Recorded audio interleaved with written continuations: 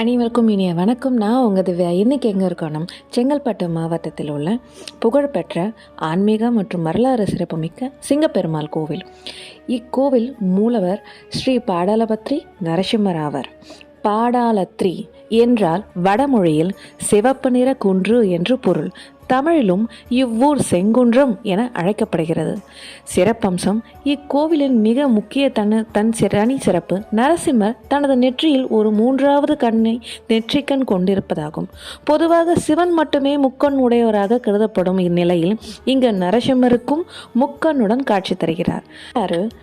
இது பல்லவர் காலத்தில் கிபி 8ஆம் நூற்றாண்டில் கட்டப்பட்ட ஒரு குடவரை கோவில், அதாவது ராக்கட் டெம்பிள் ஆகும். மூலவர் சிலை ஒரு சிறிய குன்றின் மீதே செதுக்கப்பட்டுள்ளது.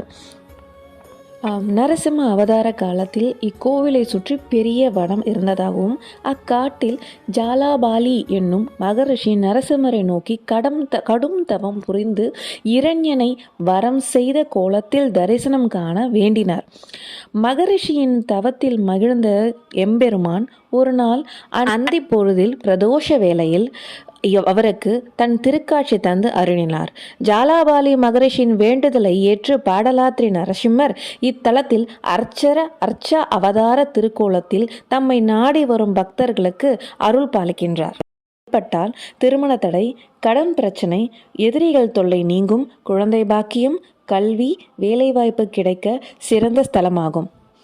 இத்திருக்கோயிலில் உள்ள அழிஞ்சில் மரத்தில் தொட்டில் கட்டி பிரார்த்தனை கயிறு கட்டி வேண்டிக் கொள்வோருக்கு குழந்தை பாக்கியம் கிட்டுகிறது என்று நம்பப்படுகிறது.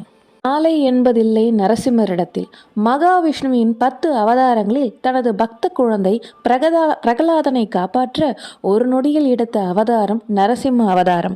இதனால்தான் நாளை என்றில்லாமல் அக்கணமே நம் துன்பங்களில் இருந்து காத்து ரட்சிக்கும் கலியுக வரதராக விளங்குகின்றார்.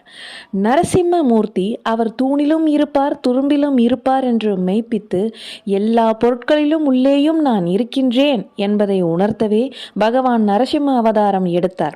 உங்கள் வேண்டுதல் சரியாகவும் முறையாகவும் பக்தியுடனும் இருந்தால் நாளை என்பதில்லை நரசிம்மரிடத்தில். வணக்கம். இந்த பதிவு உங்களுக்கு பிடிச்சிருந்தா கண்டிப்பாக லைக் பண்ணுங்கள், ஷேர் பண்ணுங்கள், சப்ஸ்கிரைப் பண்ணுங்கள். தேங்க்யூ.